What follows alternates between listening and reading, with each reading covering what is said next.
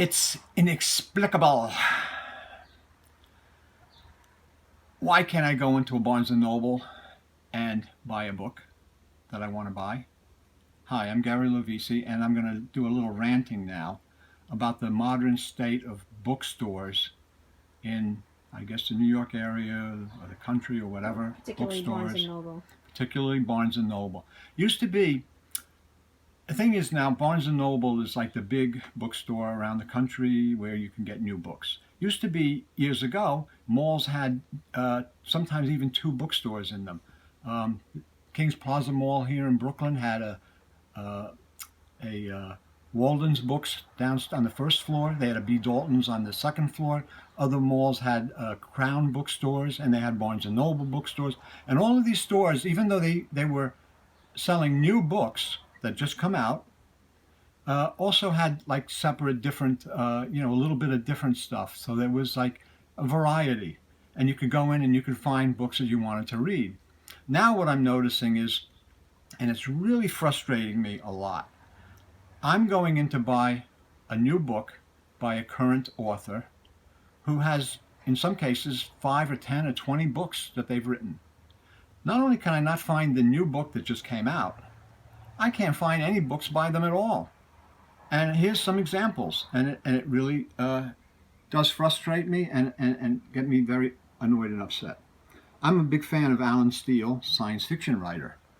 He's a great writer. He's in this, I guess you could say he's in the Heinlein tradition, and he does terrific original science fiction novels and stories, a lot of them award-winning. But also he's been recently doing a modern version of Captain Future, the famous pulp science fiction character from the pulp magazines.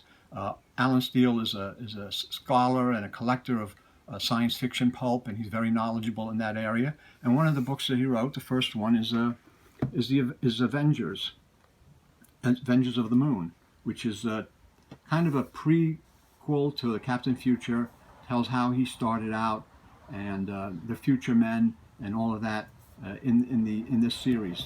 This great fun science fiction pulp from the old days, and he pulls it off really well by updating the character, but at the same time keeping the same pulp flavor. I can't find Alan Steele books. I go into the bookstore. I want to buy 4 or 5 or 10 Alan Steele books, different ones, whatever there are.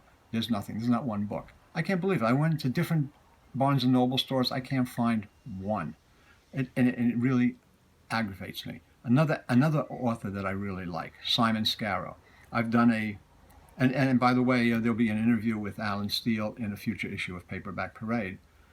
But another author that I happen to like a lot is Simon Scarrow, and I've done a video on him. And he's written a lot of books, and his most famous is the Macro and Cato series. Should I put 3 across or 2? 2 is good. 2 is good because there's not room, right?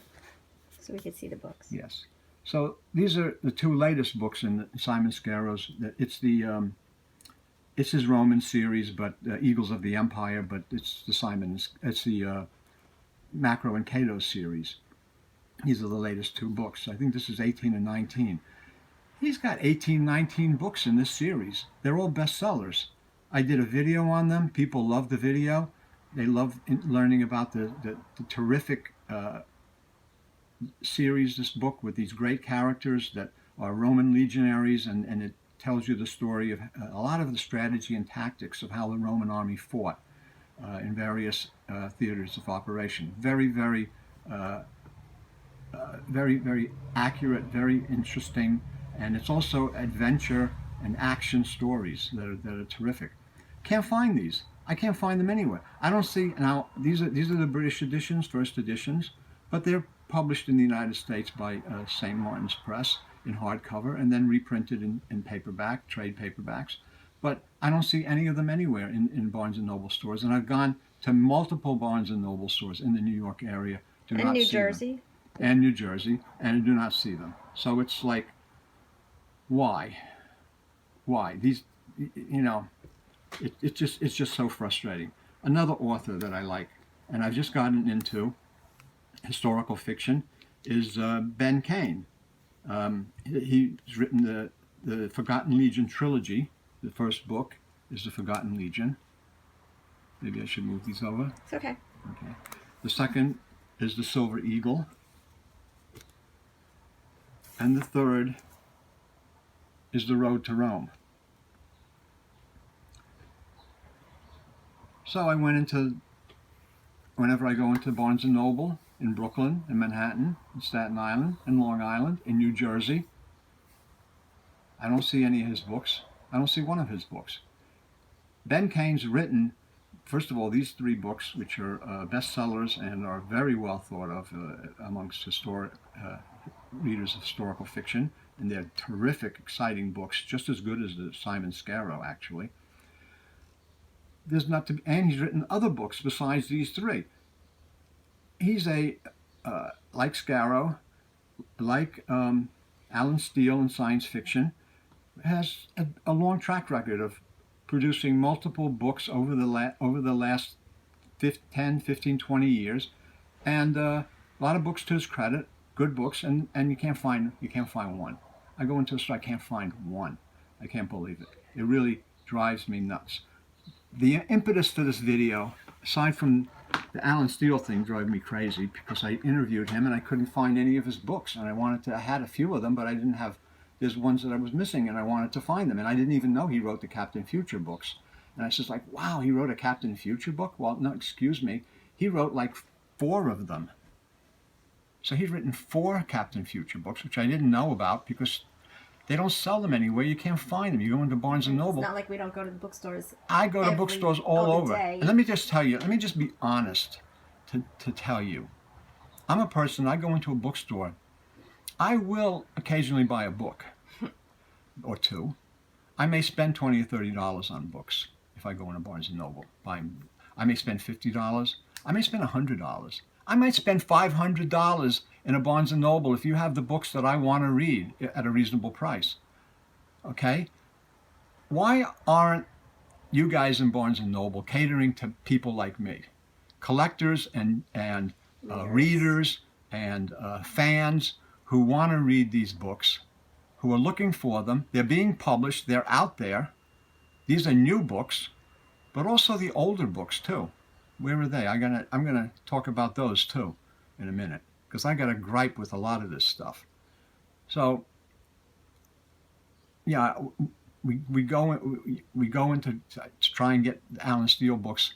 He's a award-winning science fiction author who's got all these books to his credit, and I can't find one of his books. Right, but and I can't find the Captain Future books, which really annoyed me. And then I said, he's written like 4 of them.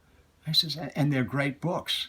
Right, but what they say is that, well, you can order them and we'll have them for you in the store. But the problem is, if you didn't know about Captain Future books because you didn't know about them, so you would have never known to ask for them because they don't have them to show you. You don't. It's right. It's almost like you can't find a new author that you would love to read and buy their books because you'd have to ask for them. You have to see the book and pick it up, look at it, read a little bit, see what it's about, and then like to find a new author, to find a new series or a new genre, or I go in, I know what I'm looking for. I'm looking for a book by this author and that, but I'm also looking for new books that might appear interesting by other authors that I don't know, that I've never heard of, by publishers. I did pick up a book at Barnes & Noble it's a science fiction kind of or it appears to be kind of a Indiana Jones, Lost World kind of adventure by Angry Robot Press. And looks interesting. So I did buy that one book. But if they would have had the more books that I was looking for, I would have bought, not one, I would have bought 10. I would have bought 20. Show the books The now book is that right. you wanted to, Yeah, so the most recent the most disappointment. recent disappointment, you're right, is I love Jack Campbell's books. And let me just show you some of his. He has the Lost Fleet series with Admiral Geary, which is there's a Lost Fleet, and then there's a 5-book series called Beyond the Frontier. And this is Jack Campbell is John C. Hembry. He also writes under that title. This is the Lost Fleet. This is the first one in the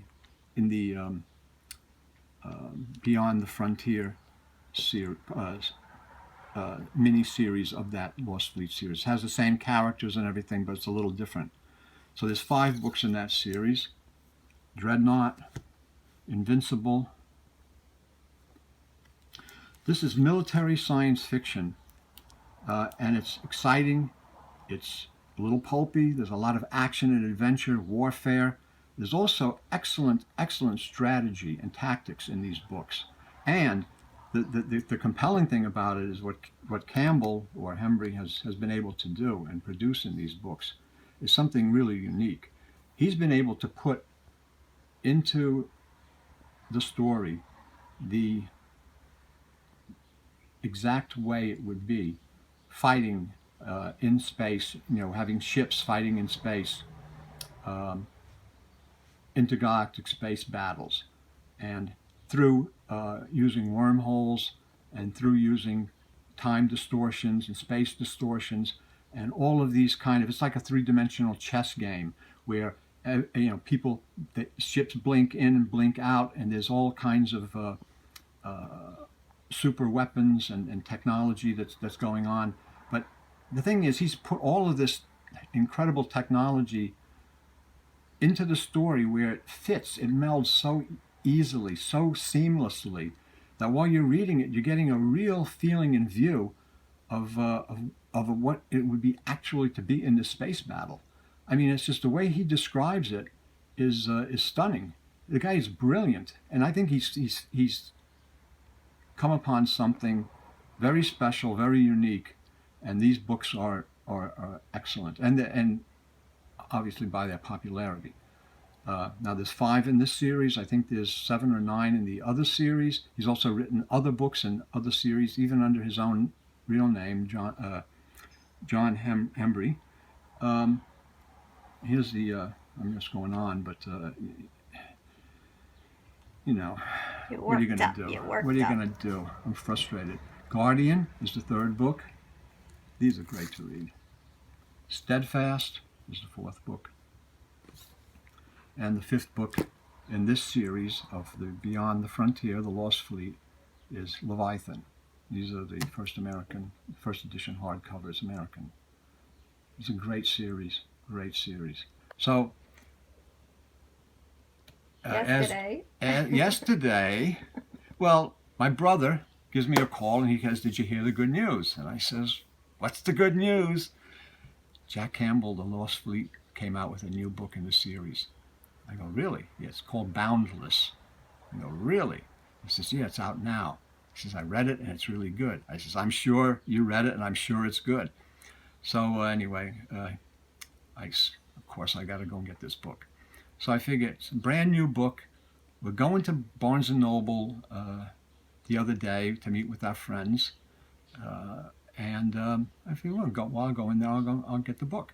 It's a brand new book. They have a science fiction section. They have hardcovers. It should be right there. And I just pick it up. Well, easier said than done. Yeah, easier said than done. Okay, so I go in there. Look for the Jack Campbell section, because he's written like a pile of books, There's no Jack Campbell books at all. There's no Boundless, the new book. There's not even any of his old books. I didn't see any paperbacks, because they've been reprinted in paperback. I didn't see anything of his books. And it just frustrates me no end that I can't go into a Barnes&Noble. And the thing is, Barnes&Noble's is the only game in town nowadays, folks. Because unless you go to a used bookstore, and I'm going to do something on some used bookstores and their peculiarities at a future rant. But unless you go to Barnes&Noble, there's no more Walden's books. There's no more B. Dalton's. There's no more Crown. There's no more Doubleday Bookstore like it was in Manhattan. There's no more of those stores, and then they were in malls. And like I say, like King's Plaza over here, we had a Walden's bookstore on the first floor and a B. Dalton's on the second floor. You had two Staten bookstores in Island one. also. Staten Island Mall, same thing. Two bookstores. Two One upstairs. bookstores in one mall. Now you go to the Borders. yeah They had Borders, Borders. another one. So you had two bookstores in one mall. Now you've got no bookstores. There's one bookstore, the Barnes&Noble. That's the only one in Staten Island that's selling new books. It's a big store and it sells new books. Why don't they cater to me, to people like me, to readers like me, to guys that want to read certain things? People want to read certain kind of stuff. We want to read action, adventure, some stuff historical, science fiction, hard-boiled crime, private eye books. There's a lot of people writing that stuff. So tell them, well, you started doing research, starting looking up authors at Yeah. our local Barnes & Noble. So let me just give you a little smattering of this, you know. So we did a little research, me and the person behind the camera here, and we figured, just curiosity's sake, you know, went to an online, looked at to see what the stock, at our local the local Barnes and Noble, what they had in stock. So they have that all online. So you can look and you can see the books. Some of them they have on Kindle, but we were looking specifically for hard store. copy in the store Available. that were available in the store. Get. So this is what they've got, and this is sad. This is sad because I don't know what's going on in the book publishing world, or you know, but there's something going on, and I don't really like it that much. But this is what you're going to see. A lot of authors, they have no books represented. Okay. Robert Bloch is one book. Psycho. And it's Psycho, of course. Okay, there's just one book. Robert Bloch wrote tons of books, great books. Patrick O'Brien, there's two books. He wrote like 23, I think, just in the Aubryan, in that series. C.S. Forrester, who is an author who I tremendously like and love to read, did have one book, but it wasn't a Hornblower book, and they had no Hornblower books listed. F. Paul Wilson is a great writer. He's a friend of mine. He's been a guest at my book shows for years that I used to do. Very popular author. There were no books by him. No books by F. Paul Wilson. Repairman Jack series, tremendously popular. He's like, you know, written so many terrific books, and the Tomb, and I mean horror. Like, forget about it. I didn't know F. Paul Wilson books. Frederick Brown, no books. I mean, he wrote an incredible classic science fiction and murder mysteries. Two genres he was a master in, no books. Mickey Spillane, there were only two Mike Hammer books, and these were like the recent ones that have been completed by Max Allan Collins, and God bless Max for doing that. And those books are available, but none of the early Mickey Spillane. Mickey Spillane wrote for a long time. He started writing in 1948, publishing with either Jury, and wrote for another 50, 60 years. And there's only two of his books there.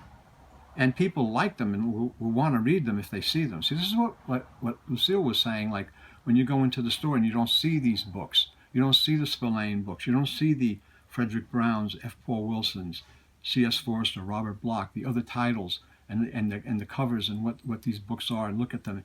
How are you going to know? You're not going to, you know, for most people, we know, I mean most of us, because we're people that read, and, you know, people that listen to this YouTube channel, my videos, Right. Most of you guys and people and women know.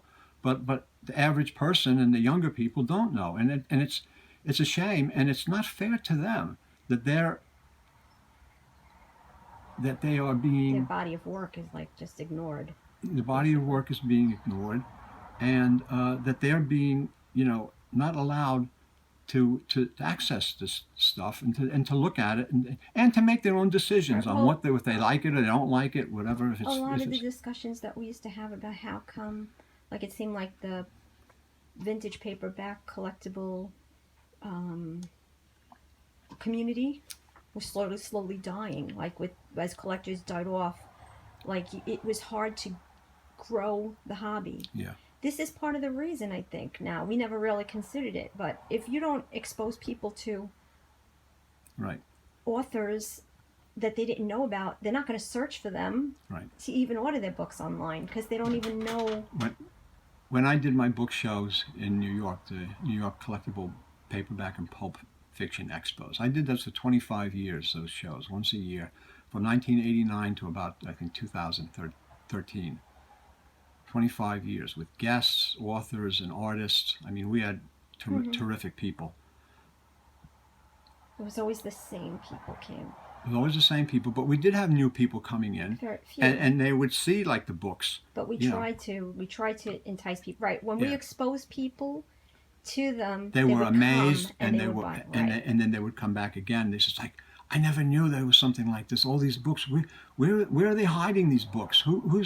How come we don't see them anymore? And that's what young people are being deprived of this stuff, and people, and also I want to say a lot of guys usually don't read today, but they used to read. They used to like to read a lot.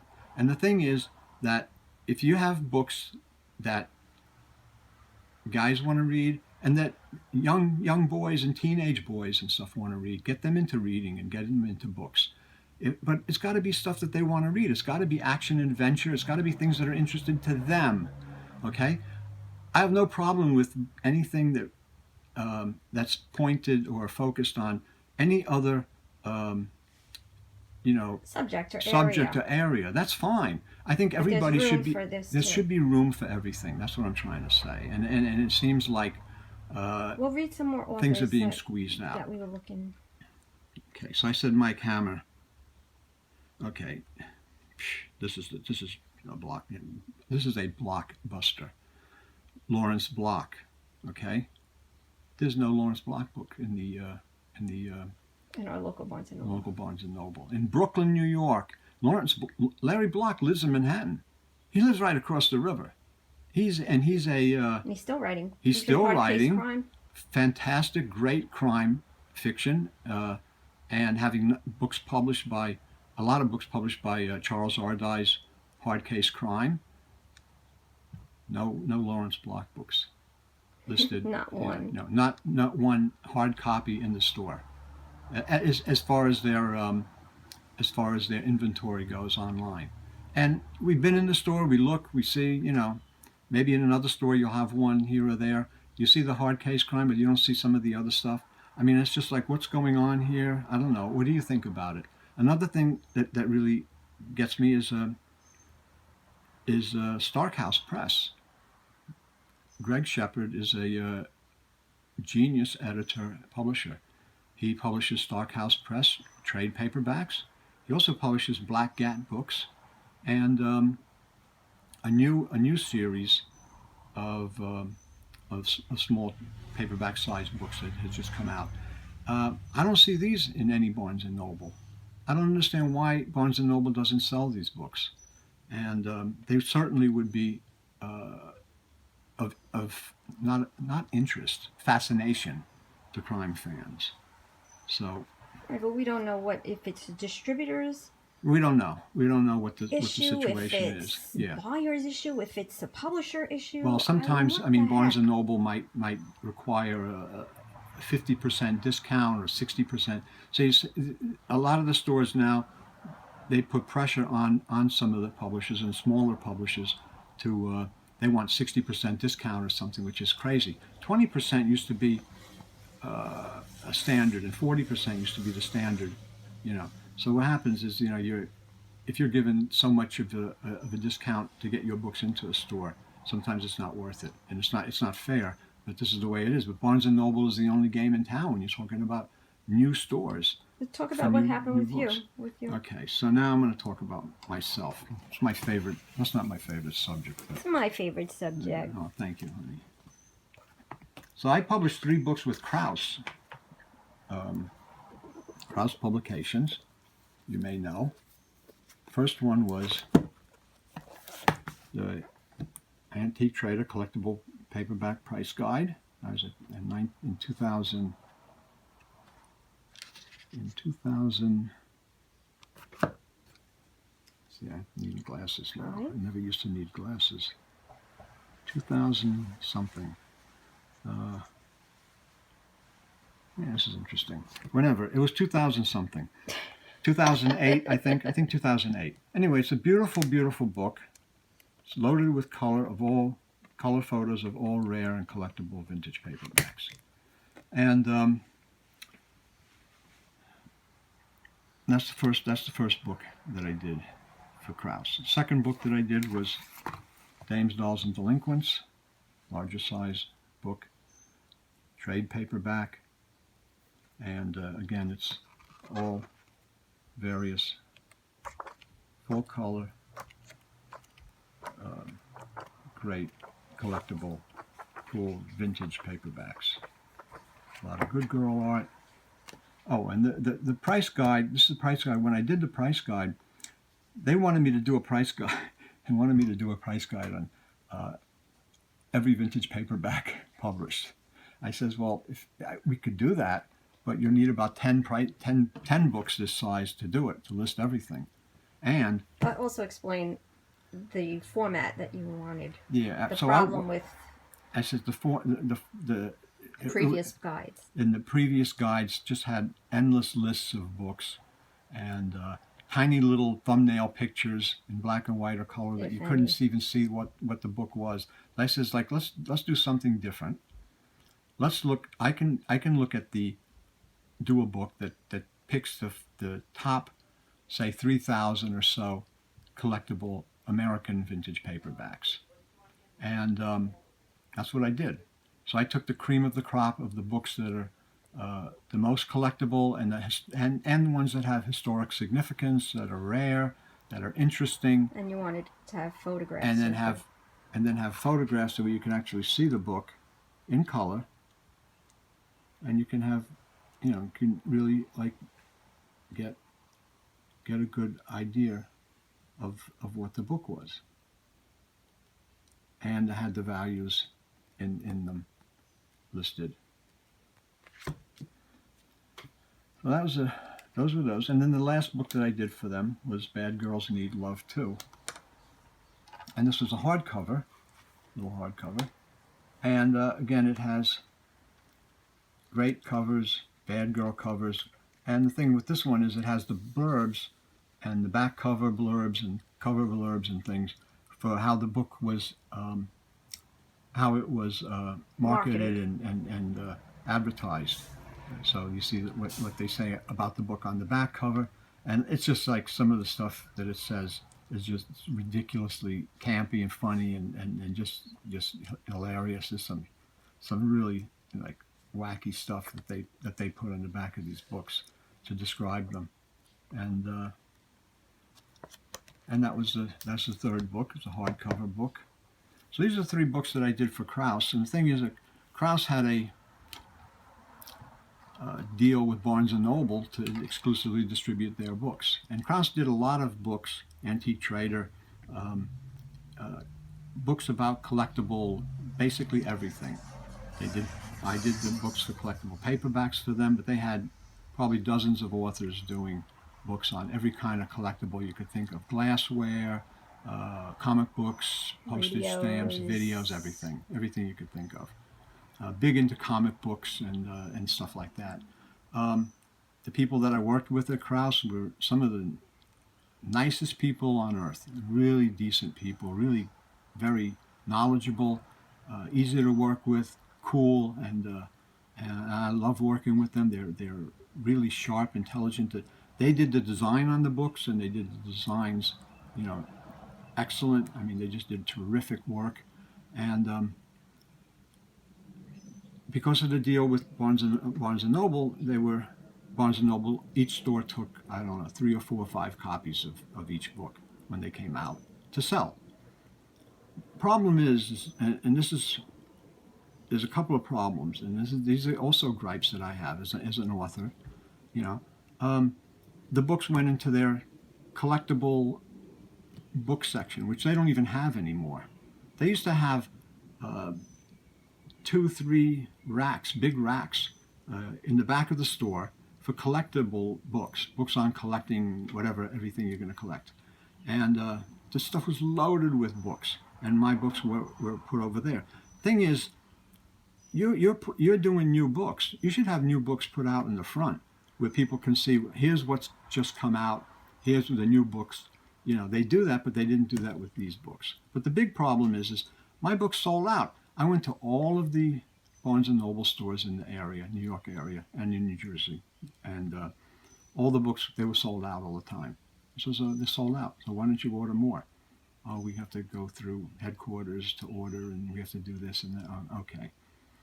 I emailed my editor and the marketing director at Krause, who I was friendly with, and they were great people. And I says, here's something you should be aware of. Do you know that, my books are sold out in all the stores. If you've got extra copies, in the warehouse, they could use extra copies. They'll sell them. And they says, okay, we'll try to work that out and get back to you, look into it. It never kind of happened. Things that never happened.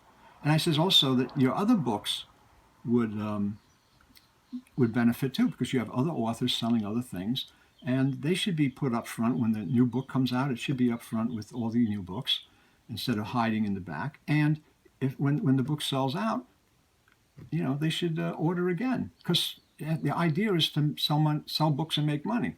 I mean, isn't that?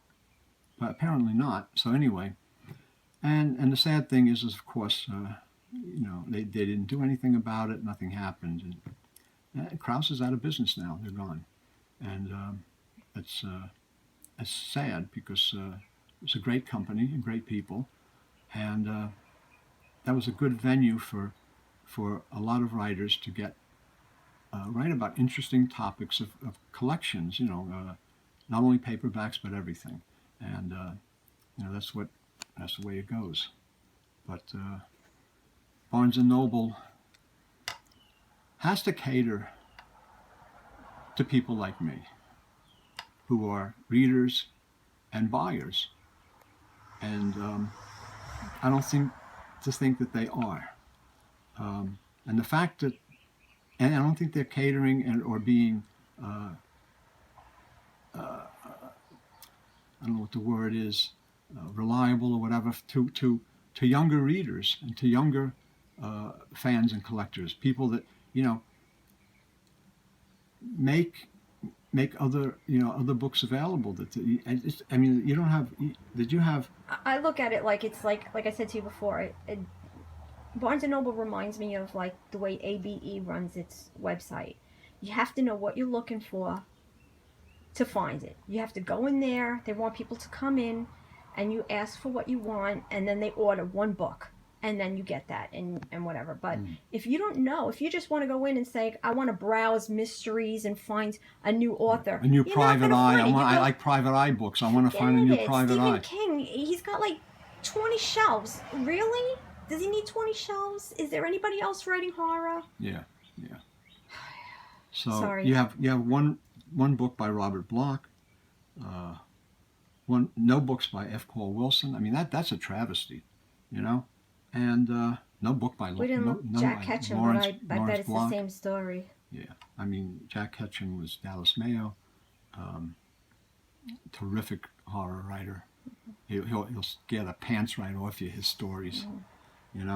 But again, to get back to Barnes and Noble. Well, to get back to Jack Campbell and Ben Kane, Simon Scarrow, Alan Steele. I mean, these are current authors who are writing books now. They've got a long track record behind them of bestsellers, of very popular books that people read and collect. And to go into a Barnes and Noble and to say, of these 4 authors, I can't find one book by them. I can't find their latest book. How is that possible? Mm-hmm.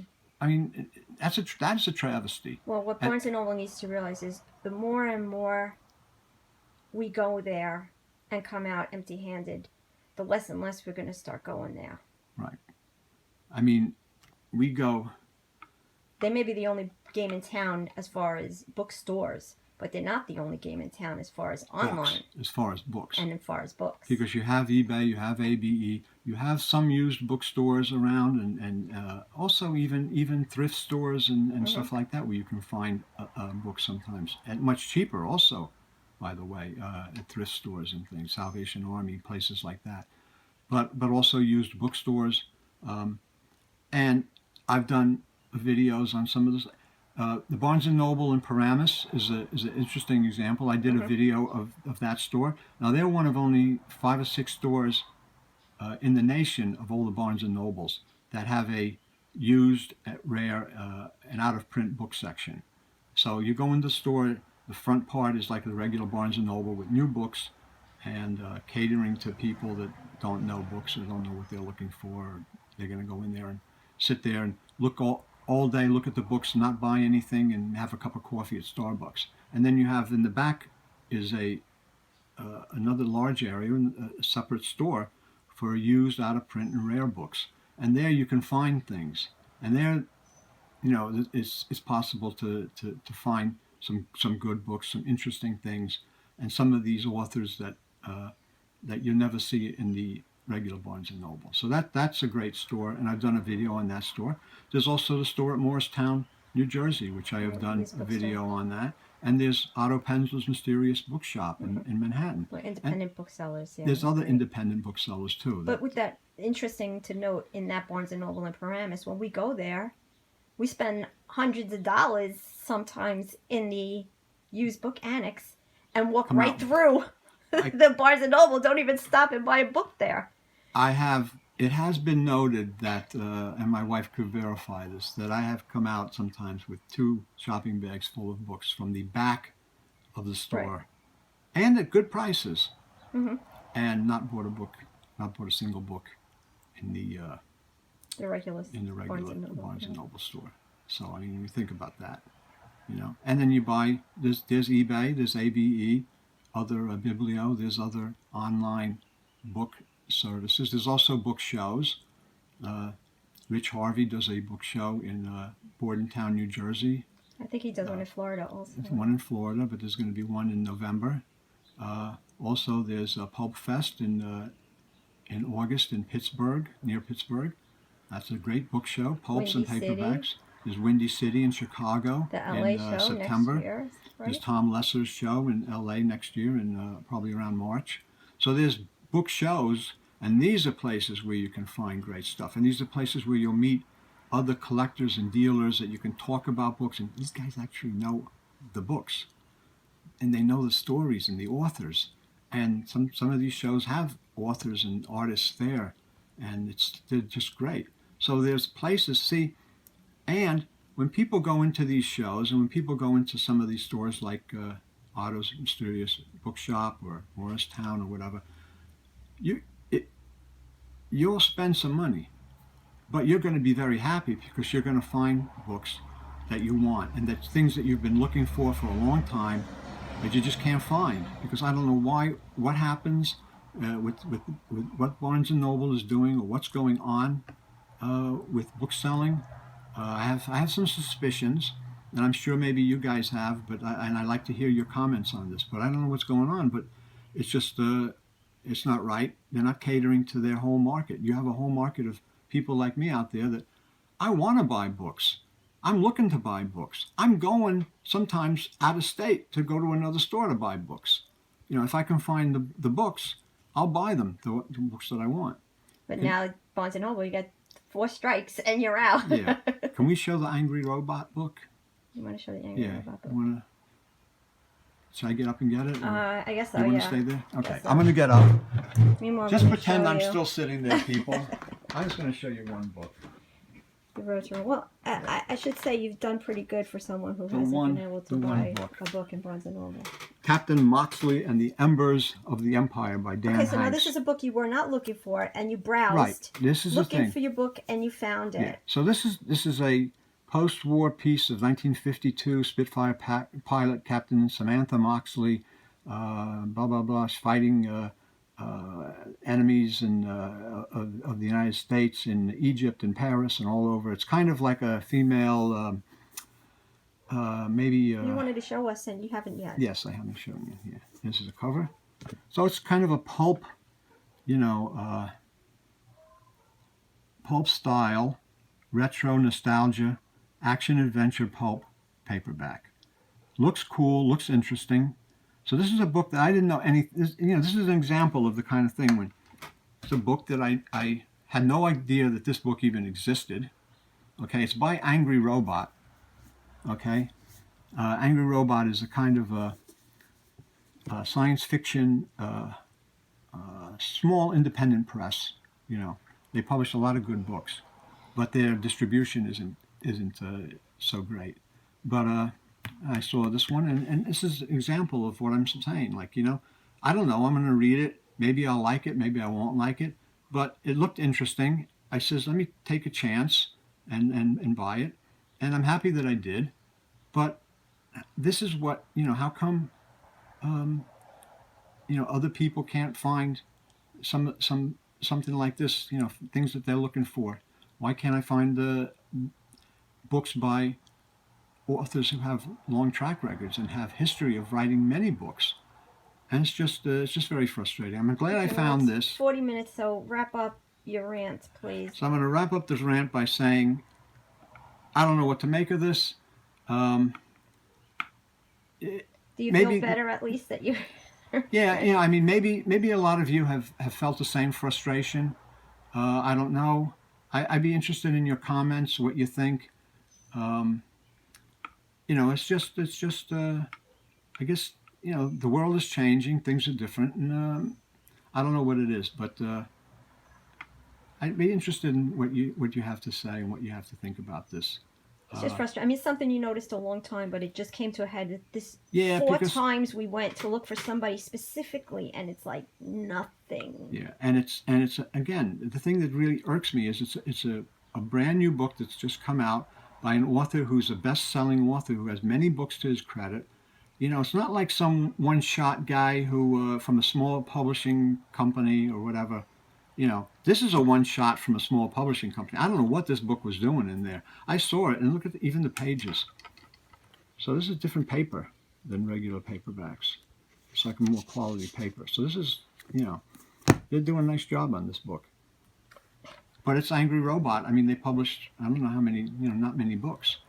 But all the other publishers are, they flood the market with all kinds of other stuff.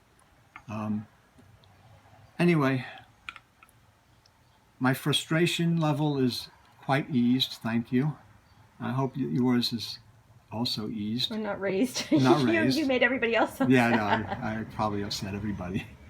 But anyway, I think it's something that needed to be said. I don't know if I said it exactly the right way, but I hope you got something out of this, and that if you did, let us know, and give us a thumbs up and a like. Share this with your friends and booksellers and book dealers. And we'll see you next time. Thanks for looking.